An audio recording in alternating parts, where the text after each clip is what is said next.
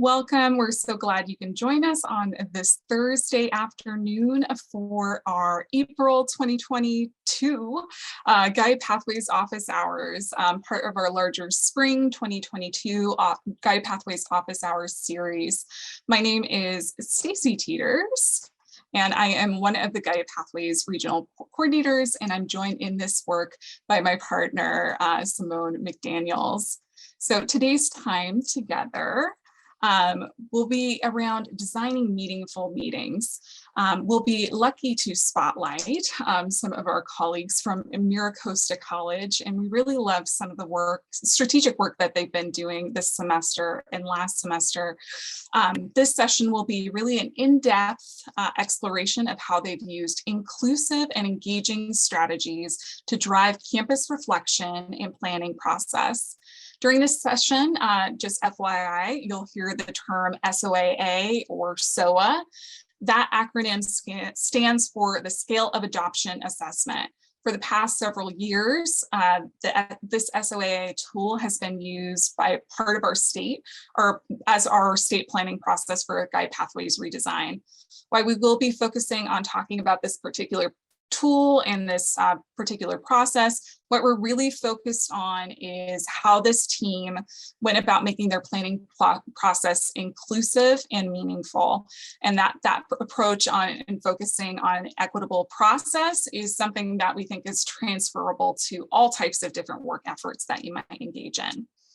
So as always, we hope that these office hours are a chance for educational practitioners across campuses to problem solve and grow together.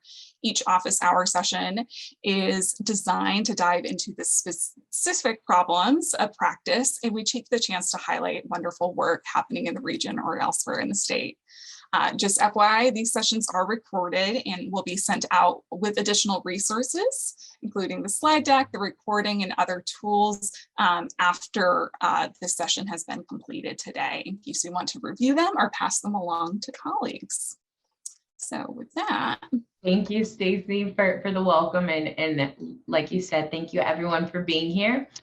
We were just really inspired hearing about this engaging work at MiraCosta. So today we are really going to be looking at how we all can design meetings that are inclusive of our campus communities and can really promote transformational change. But before that, before we dive into the insight of our speakers, we just wanted to figure out who we're sharing space with this afternoon.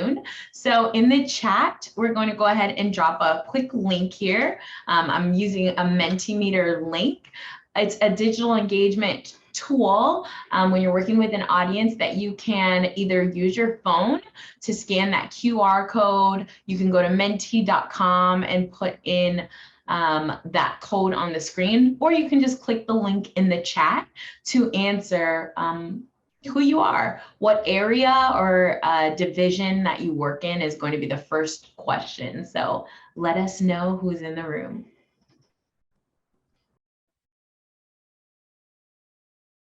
And we can see the little dots moving on the screen. Okay. This is who's in the room, and we can kind of see it in real time as you answer.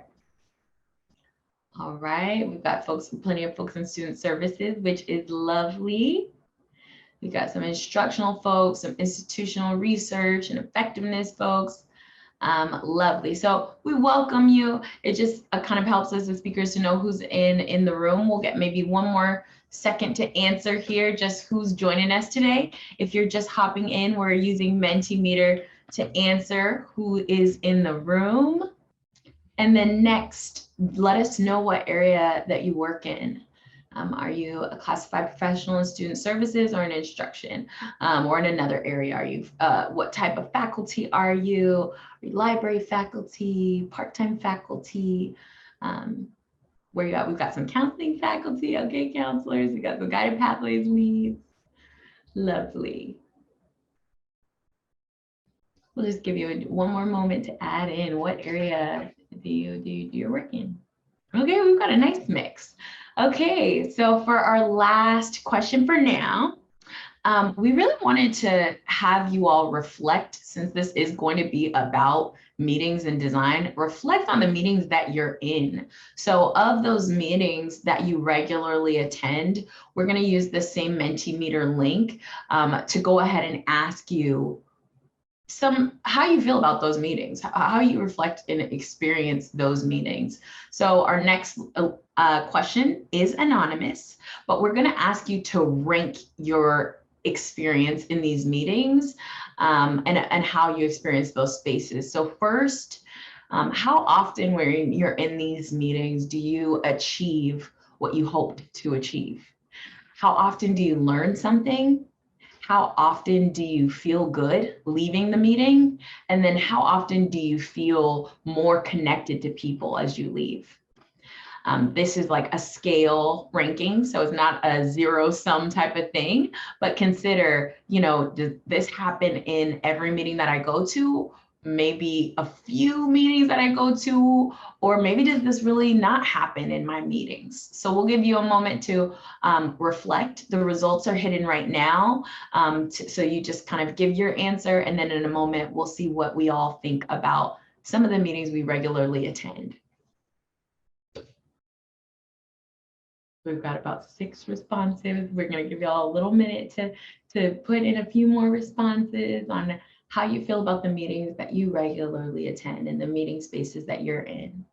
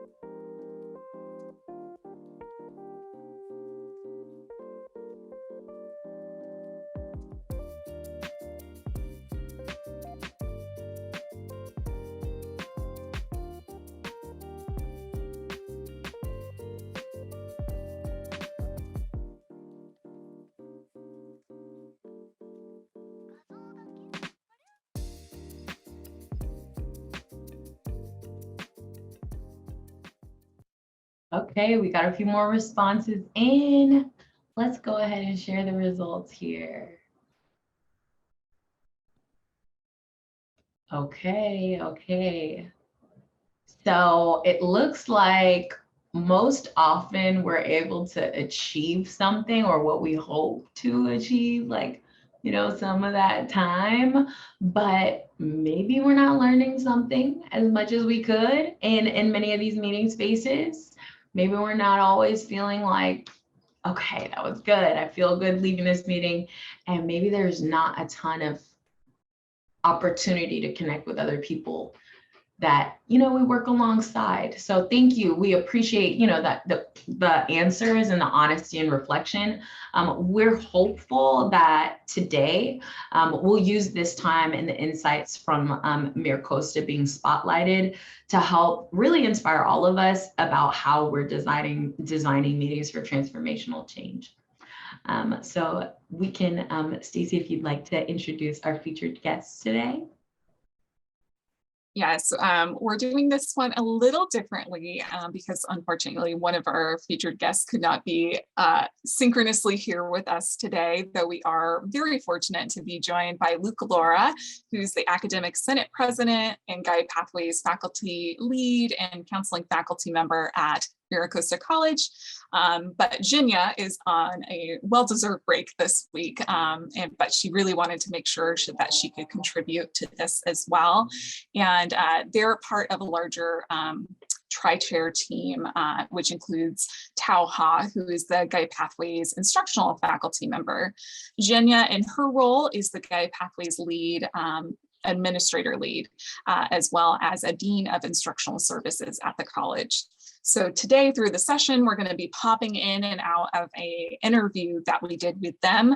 And we'll dive a little bit deeper into some of the strategies that they use and highlighting some potential tools that you might want to consider as you design your meeting spaces. So with that said, we'll go ahead and give you a brief overview of this time. We're going to jump right into highlighting those promising practices in their story, but we're going to talk a little bit about how they completed some very thoughtful pre-work and baked strategy into this process. We're going to talk about inclusive meeting structures and what they look like, what they feel like, give you some tangible tools for how to kind of adapt those for the work that you all do. And then we're finally going to look into reflection and impact and learnings from really just trying to design differently to really pull in our campuses and engage our campuses. And just to know, you don't have to capture everything right in this moment. We will have a follow-up with the slides today, recording and all the resources that we share. So let's dive right in. So getting into this piece around thoughtful pre-work and strategy, we really appreciated the explicit focus on equity that MiraCosta highlights as part of their process. And this really thoughtful approach grounds the discussion for everyone else and made it super engaging. So in a moment, we'll jump into the interview with them for this section. To Zhenya and Luke, we're often talking about designing with our end goal in mind to move GP redesign forward. And we'd love to know if you can tell us, what were your intended outcomes as you went through this process and prioritized inclusive engagement? I'll let Luke start on this one, as he was involved in the beginning of the redesign process. Thank you, Zhenya. Yeah, for several years, we started this work out of our initial engagement with Achieving the Dream, and then we became part of the first or the wave of 20 for the California Guided Pathways, and now we're part of the California Guided Pathways 2.0 project. But throughout this work, pre-pandemic, even gathering as many constituents in the community to be involved in looking at data and in participating in various work groups, getting faculty involved, our classified professionals, administration, students, to really shape our guided pathways work. And so from the beginning, we've taken this SOAA reflection process very seriously, have put it through our governance process as well to review. Our academic senate reviews it twice, and then it's goes to our college council as well. It gets a lot of input, a lot of eyes and feedback, but we really love to start with the practitioners, the folks who are heavily involved in trying to implement the guided pathways framework on our campus, but we also seek broader input. So that's kind of been our approach over the years, but we took a slightly even different approach this year. And so that's what we'll talk about a little bit more. I don't know if you want to add anything to that, Zhenya. Just the fact that MiraCosta made a commitment to focus any of the redesign effort, all of the redesign efforts on our disproportionately impacted student populations, which is Black, African American, Latinx, and adult learner, 25 or older. So the populations. So any redesign work that we do, we frame from the perspective of whatever we're doing. Are we serving students? Are we serving those three student populations? Are we designing for with those three student populations in mind? So when you ask about intended outcomes, the outcome is also to engage our college community in having conversations about the redesign with those three student populations in mind. And we also try to use guided pathways at a minimum. We use the phrase redesigning the student experience because we want to reframe the conversation around the student experience. And in particular, when we're talking about equity, just as Zhenya mentioned, we identified three student populations that are disproportionately impacted on our campus that we are focusing our efforts around. Lovely. Thank you both so much for sharing there. That's super exciting, to hold that at the heart of the work that you're designing. To Zhenya and Luke, we're often talking about designing with our end goal in mind to move GP redesign. Could you explain some about how you decided on which people, which groups to include in your conversations and in decision making? Basically, how did you go about deciding who to include in this work? All right, for this year, over the years, like we said, we've been doing this work for about 5 years. And so we've made a lot of progress in pillars 1, 2, and 3. But like many colleges, we really haven't gotten very far with pillar number 4, ensuring students are learning.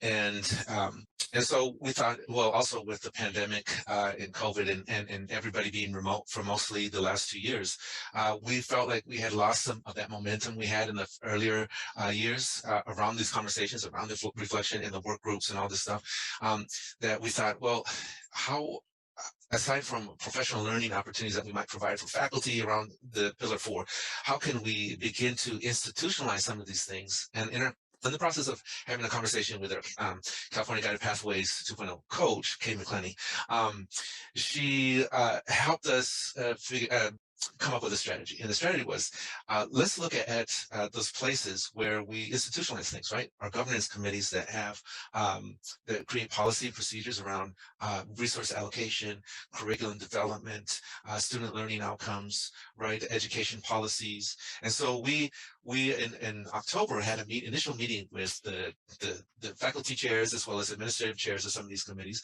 to begin that conversation. And we presented kind of where we're at, like up until now, where we're at with Guided Pathways, and using the SOAA is a framework. We're at scale at all these things. You can see the artifacts on campus or online of what we've created and what students are now experiencing, but it's pillar 4 where we need your support. And so Zhenya was able to put together a crosswalk between like the different committees and the practices within the SOAA to begin that conversation, to talk about the higher level, like we can do things, in terms of professional development here and there for faculty, but what are the structures that we can change to create, from program review to curriculum development to resource allocation, a seamless flow that incorporates the Guided Pathways framework and these particular practices that will then result in these particular practices happening at scale. I would just add that we have this instructional faculty liaison role that is part of our Guided Pathways and part of the success teams. And we realized that a lot of practices they were charged with were in pillar 4, but it's hard for them to make those inroads without having an institutional infrastructure of institutionalized practices first. So that's, and we needed to make that connection and kind of readjust our approach to so it was kind of what Luke explained with that in mind, and thinking of how do we engage folks into meaningful conversation. And they started asking questions. So it was a really, like, in terms of outcome of those initial conversations was they started reflecting of whether or not they fit with what practice. This is what we're already doing that might be contributing to this practice. This is what we could be doing. There was sort of a little bit of brainstorming session we had with some of the committees. Luke also, in the role of the academic senate president, asked the chairs and co-chairs of the committees to bring back 1 or 2 action items for each of those practices that we've discussed in pillar 4. So there is this sort of action planning happening in addition to the engaging with information, not just kind of reflecting, but also thinking what is their role in implementing and institutionalizing those practices. It was also the first time that these players, right, institutional players, have been in the same space to talk about the cross-functionality and collaboration, that could happen. We have an institutional program review committee, we have an outcomes assessment committee, and we have a curriculum committee, and they're all related, but they don't have a connection. They don't have joint meetings. Our budget and program committee and our institutional program review committee, and only began to have one joint meeting a year about 3 years ago. And I remember being the one who instigated that. So it's like, if Guided Pathways is about breaking down silos for students, it needs to be about breaking down silence for us as well. All right. Well, I just love going through this interview, and I went through it quite a bit as I was preparing the captions. Just took so much away from this team and their really thoughtful approach about how to really institutionalize transformational work and make it super engaging for folks. And we wanted to revisit, as part of our conversation today, this backwards design approach that we've been talking about this semester. Really having a clear idea of the goals and outcomes that you're trying to achieve, not only for students, but as part of your overall process of connecting and trying to do this transformational change work as well is really super helpful. So designing with those end goals in mind is really key. You'll notice, and I might have picked up from that recording, that they had to build things differently than they did in the past if they wanted to make sure that they got to that end goal of and result of really cross-functional work in engagement for this planning that is leading to deeper institutionalization and just being part of their larger practice. So with that, something that was really resonating with Symone and I, we had a chance for Women's History Month to get connected and listen to Pam Haynes, who is one of the Board of Governors trustee members. I think she's actually the president right now, but she reminded folks of this African proverb: if you want to go fast, go alone. If you want to go far, go together. And I think this really encapsulates the work of transformational change, of equity-minded transformational change.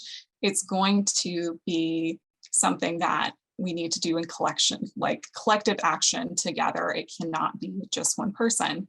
So next, we're going to be asking the team how exactly they structured the meetings to get to those outcomes that they were hoping to achieve.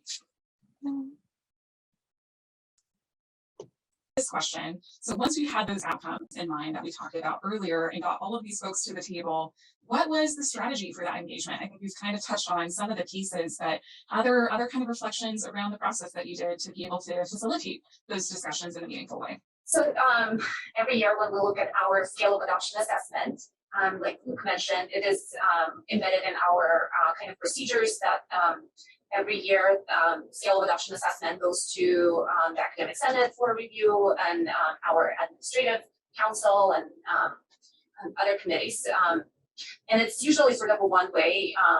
We provide a pre-populated template with some of our reflections of what has been completed, and then we receive feedback via comments or emails, and then incorporate that feedback.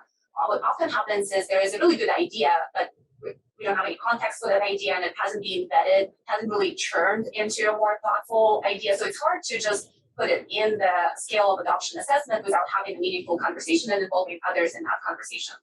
So we piloted this year a slightly different approach to our assessment, so reflection on what we have accomplished in this past year, but also mapping what needs to get done moving forward with each of these practices. So instead of kind of doing that, posting a document, which we've done too, we did post a document and went to the committees and asked for their feedback. But in addition to that, we invited a pretty large group of folks to participate in a guided discussion on our scale of adoption assessment. And we called it Guided Pathway Scaling Up because it's all about scaling the practices. And in communication to the college community that we've invited, we pretty much said, you know, this is going to be your roll up your sleeve type of session. Come with your ideas, with your thinking hats. We want your input based on your role, based on your experience, and something that maybe you're already working on. So we've invited our Guided Pathways Core leadership was there. We had all the deans were invited, so all the kind of the college leadership was invited, but also the members of our success teams, which included success coaches and counselors and our instructional faculty liaisons. We invited our non-credit folks that are not part of our success team effort right now, but we started having a conversation of building those pathways from non-credit to credit. We've invited students.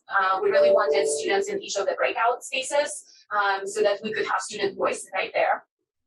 Work-based learning liaison, career counselors. So pretty much looking and reflecting on all of the practices and thinking who's already doing related work on campus.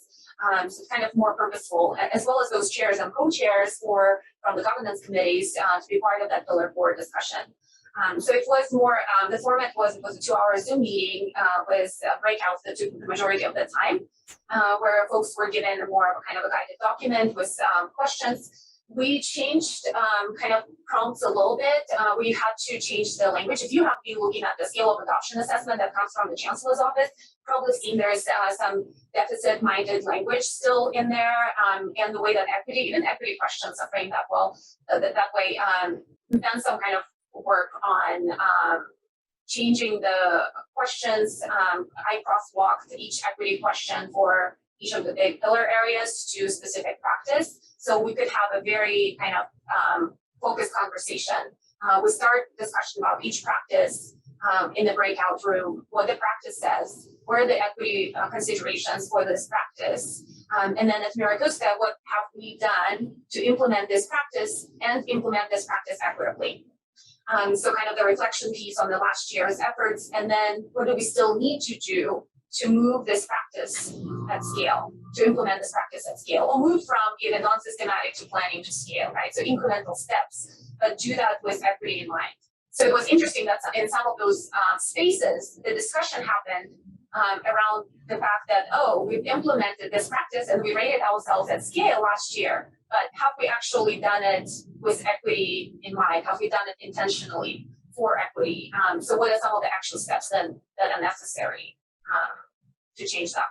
Great, thank you so much. And any other kind of visual aids or pieces that might have come up that helped you to really organize this process or communicate it outwards to other folks? Yeah, I can share my screen and show you the kind of the document that we used for the facilitated discussion. So this is an example of pillar 2 with scale of adoption, the actual scale for as a reference point.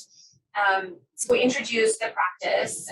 We kind of summarized where we were, highlighted where we rated ourselves for last year, and then provided those equity consideration questions, the progress that we have done up to spring 2021. So this is from last year's assessment. And then question the prompt. These were prompts and these are the notes from that conversation. So all of the previous information was pre-populated.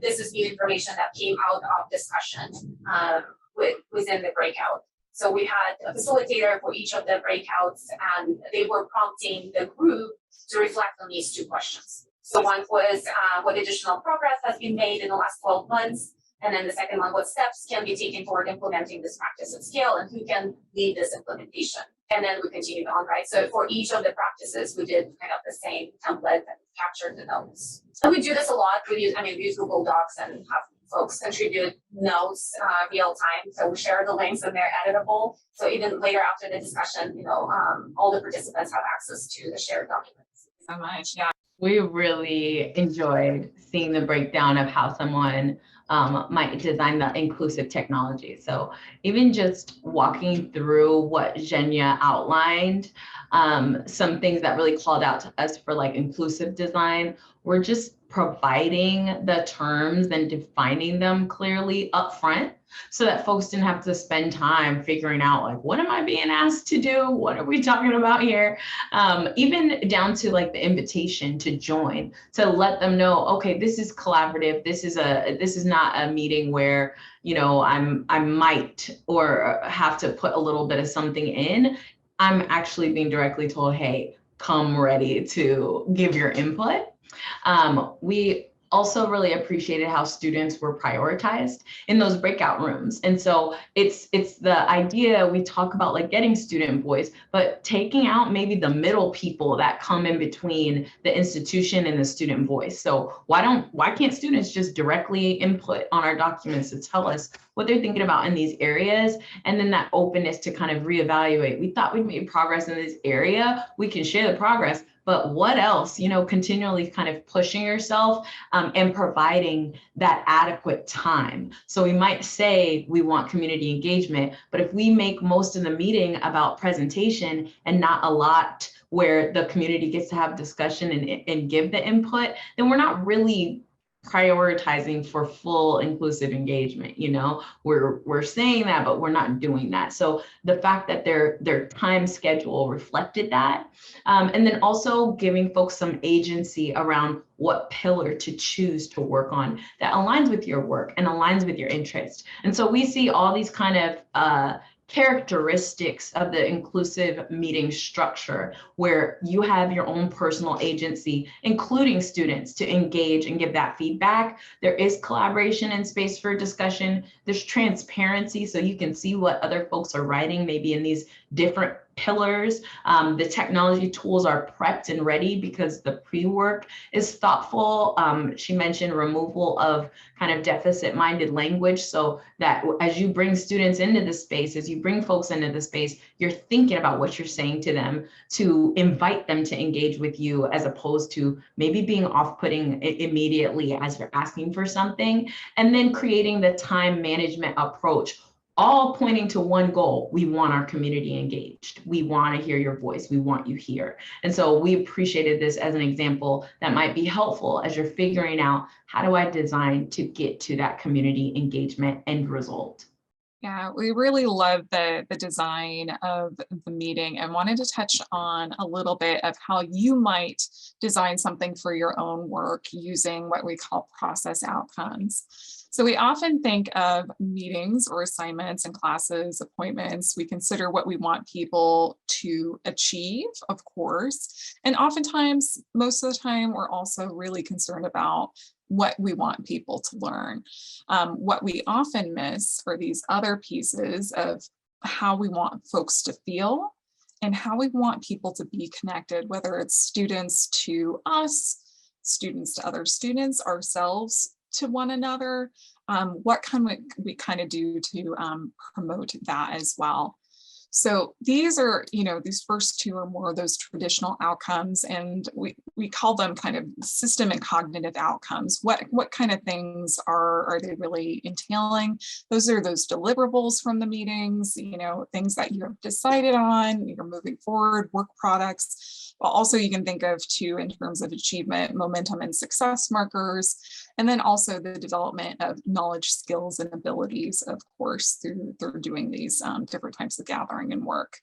These often neglected pieces are more kind of in the affective domain, but these are really the things that improve morale, enhance belonging and relationships, and build community and transform culture. So it's just as important to attend to those as making sure, of course, we're getting those deliverables done. We're doing these other pieces, teaching people, teaching our students, teaching ourselves, and making sure these other pieces are just there in our thoughtful design as well. So we also wanted to highlight, they mentioned some collaborative engagement strategies and tools. We've also linked, and it will be, yes, thank you so much, Luke. Such a great point. Luke brings up in chat, these neglected outcomes are where equity work really lies. Equity work is relational, and it is about relationships, 100%. And that's why we're so happy to be able to spotlight MiraCosta for this session.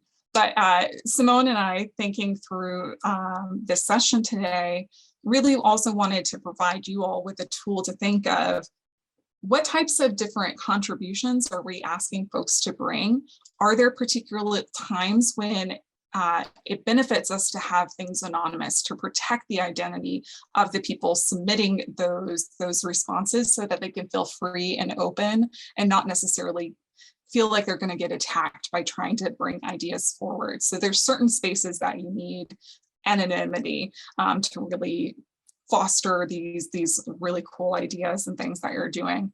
Other times we want to have identifiable. So, if you're in a meeting, having that connection to get extra context of what's being said, or, having one-on-one conversations and dialogues. And then we also separated out this breakout or small group contribution space because, again, as Luke is mentioning, it is highly relational, the work that we are trying to achieve.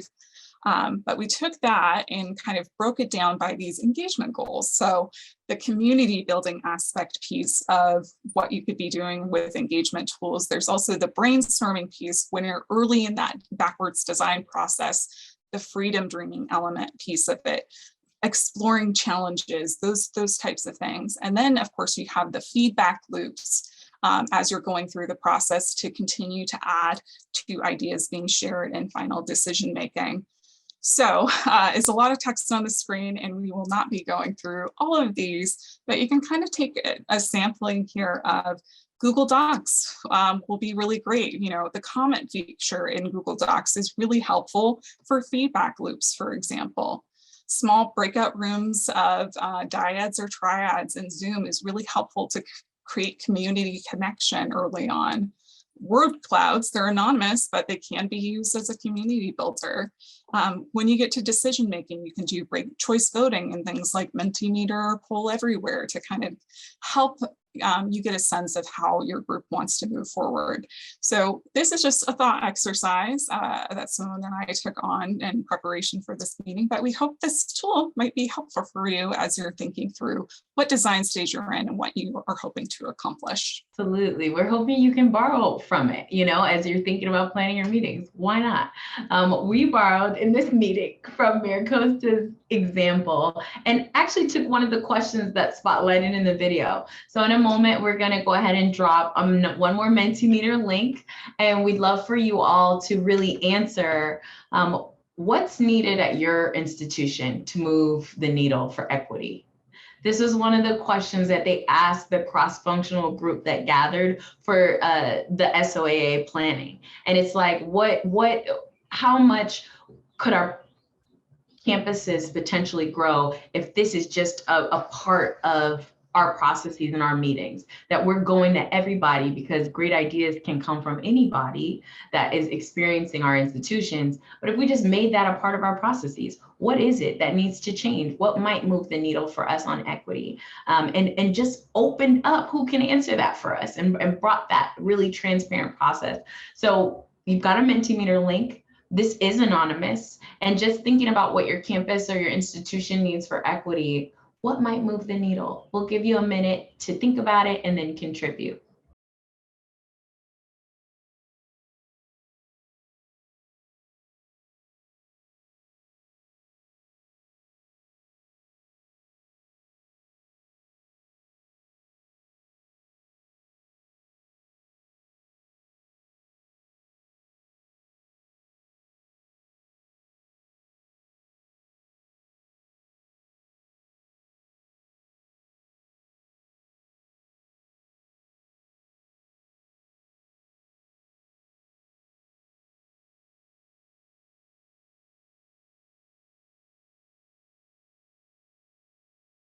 Thank you all so much for just these answers here.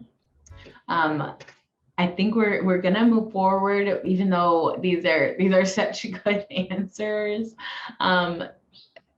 So intentional, and it's like these. I think I see a lot of like similar themes popping up about like long-standing, long-lasting, not like one-off, but like commitment. And I see like better understanding, deepening.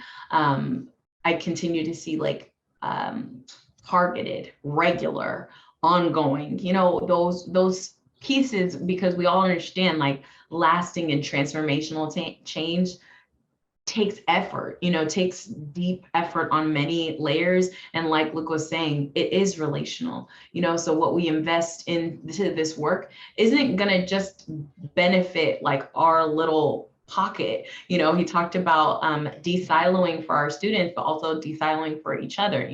We can't have one little corner and pocket of the campus that's really deep in the equity work and maybe many other pieces of the campus that aren't, if we're looking for true long-lasting transformational change. So thank you for your thoughtful reflection and sharing this. Perhaps we can, in our wrap-up, maybe share out some of the answers here, just so that you get a chance to read and reflect on what your colleagues have to say as well. Next, we're just going to transition into the reflection and the impact and the learnings of approaching work in this way at MiraCosta and in this example. This is our last clip here. Is, stemming off of that intentionality of the work that you've really been outlining for us so far. We see many campuses that want to engage in a more inclusive GP redesign process and improve college-wide engagement, but there are so many different ways to go about that. We'd love to know, how did this approach work for your group? And as a follow-up for that, what did you learn approaching the work in this process? And then afterwards, we can talk a little bit about what you might see for the future. Well, we've kind of been talking about two different things here. So I'll just talk about the governance piece. And that is that, I told you that we started with the initial conversation with the leads in the fall. we didn't know what to expect in terms of the response. It was very positive, and one of the things that we did after that was to set up an opportunity to go to each of those different committees. Either Zhenya and I, or myself and Tao, or some combination of the leads would go to these meetings, do a mini presentation, but really facilitate a conversation among the committee members.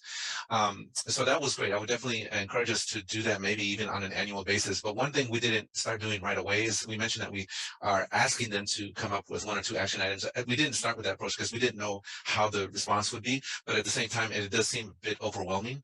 And so to help people focus on, okay, what can we do? Because as we know, governance work is very slow moving at times. If we could just identify 1 or 2 things that they have, after the conversation, can make a connection with, what resonates with them. And let's just start there. And, just letting them know that we've been on this journey for many years, and they probably participated in some way, but this is a new conversation in terms of institutionalizing through governance work. And so, so it's something that's going to be long-term, and we need to continue being intentional about it. That's what I've said that we've learned about it. And we just had a meeting this morning about following up on that. So from the scale of adoption assessment process, I think one of the learnings for me is I didn't expect that many people to show up. We had 49 participants at one point of the Zoom meeting. I thought everybody was already fed up with all the requirements we have to meet, just to check the box. And I think it's important for folks to feel like they're providing meaningful input, and we're not just doing it to check the box. For us, and it is on us, is to continue to facilitate those next steps, to create that follow through. That we didn't just, get together for 2 hours, collected their input, and put that document on the shelf, or rather in Nova. That it is a meaningful document, that a living document that we continue to look at, reflect, and make changes to, and plan our actions based on that. So I think that now with the governance sort of that effort that Luke described, we're creating that meaningfully, that connection. So our scale of adoption assessment, those practices, we don't just look at them once a year. We are continually looking at them and seeing sort of where these things are happening at the college, what department we need to connect with, what governance structure we need to connect with to make it happen. So I think the biggest learning for me is that you can make it meaningful. And if you open up a discussion, you tell folks, like, we're not going to present to you, just kind of create space for folks ahead of time. And they would be willing to engage with the information. But one other thing that worked really well, and I didn't know how this would go, is for folks to select their own breakout, like to select which breakout they would want it to go to. I did a little bit of kind of briefing what each pillar is. And then everyone just selected the breakout they wanted or felt like their work aligned better with. And the resulting composition of each breakout was sort of where I would think people would go naturally based on their role and history with the institution. So that actually worked out really well.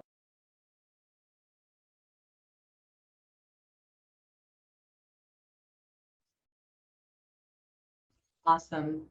So this intentional setup works really well for this group. And we feel like once you have that strategy, you have that kind of backwards design, what's our end goal, you can really use technology tools to set up the meeting to really go the way that you would like it to go. We looked at that chart on what to use, but this here is kind of just like a summary of some tools that you might utilize in your own work. This will come out in our resource guide. One that we wanted to highlight though is a meeting flow template.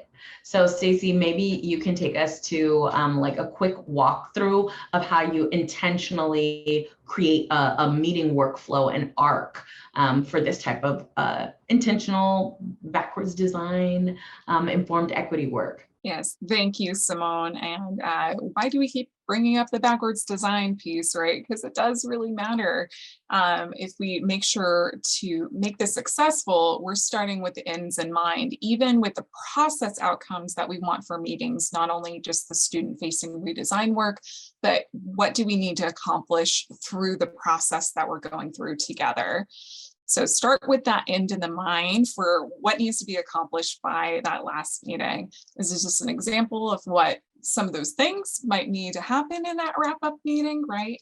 Having something to leave with, discussing next steps. If you're in a planning conversation, right? What are next steps for implementation? Maybe it doesn't involve the full group that was there for the planning, but it needs to be passed off to someone.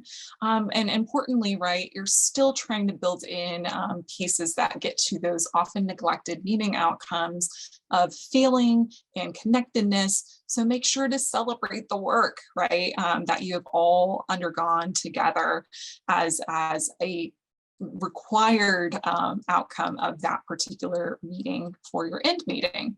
On the opposite side of the spectrum, you need to figure out where you're starting as well, acknowledging kind of your baseline of the players that you're bringing to the table to try to work on this together, who needs to be included, but then thinking about how you actually set up and frame the work, right? Covering work group charge, having connection opportunities early, and making sure you're doing some norming to set the stage for how this process is going to flow together, and making sure to keep equity in mind along the way. And then visioning those outcomes that you're hoping to achieve together to bring some clarity around that. And then the other piece here, and we'll provide a template of this information in the toolkit that will be going out, is mapping what needs to happen in between those meetings. So let's say you have a 6-meeting opportunity over the semester, you've timed it out, right? What needs to happen between A and B to get that work done, to make it successful? You'll notice that there are connection activities throughout to continue to connect to the humans who are engaging in that work with you, and then prioritizing resources. And this really aligns with kind of the backwards design piece and work that we have been discussing throughout this semester. And we hope that that tool and resource might be helpful for you, and we'll actually kind of show what it looks like here. You'll see this information, and then you'll have an opportunity to kind of have your own space to fill that out according to your particular needs. Lovely. So we've talked about a lot today.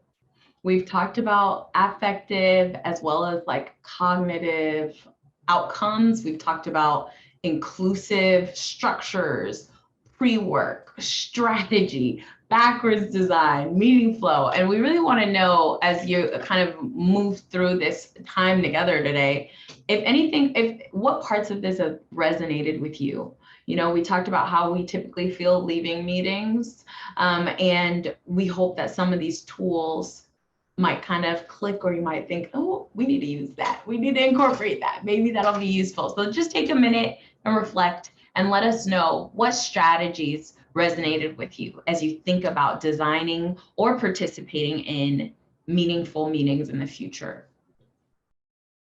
All right, as folks are inputting some information, we would also like, Luke is here today with us. Luke, anything else to kind of share about the process? You've seen the video that was shared with other folks. Any other big takeaways that you might provide or advice for this group who's looking to design those meaningful meetings?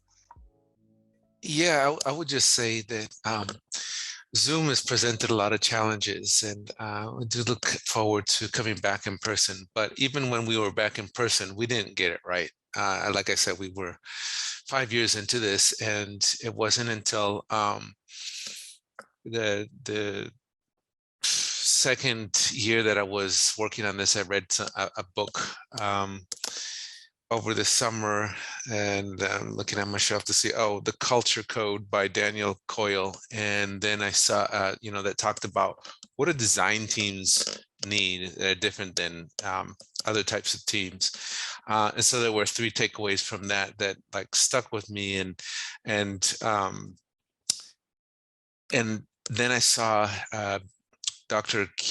Veronica Kiefer-Lewis present for one of the institutes for California Guided Pathways. And she's the one who really has been talking about equity work being relational. And that really struck me, because it just felt like I was going to meetings, and we were all, people gathered around the table that were invested in this work, in our own right. And we, I think we had similar goals. But we didn't work on that piece of like working together and what we were doing together, not that we were coming to this table as experts, and then we would be leaving that meeting and doing our own things in silos, but to really focus on us as practitioners in those conversations. So I really took the, at that point, took the lead in our meetings to start off with community building activities. And this was, again, we were doing this in person. Obviously online, there's a lot of things that we can do as we've learned how to use Zoom more effectively over the last 2 years. But that's key. When you can do that, then you can, we saw the results immediately. People felt more connected, more invested. We were able to then design something, although we spent a lot of time, we talk about this in instruction too, spend more time doing community building. Don't worry about the content, because you'll be able to get to the content and student learning. That will come, and the same thing with us in meetings. If we want to get this work done, we need to feel like we trust each other. We need to feel like there's a purpose, and I can't forget remember the third thing from the culture code, but it was, those things just came to me in an aha moment. We took that plus an inquiry design approach to designing our student success teams.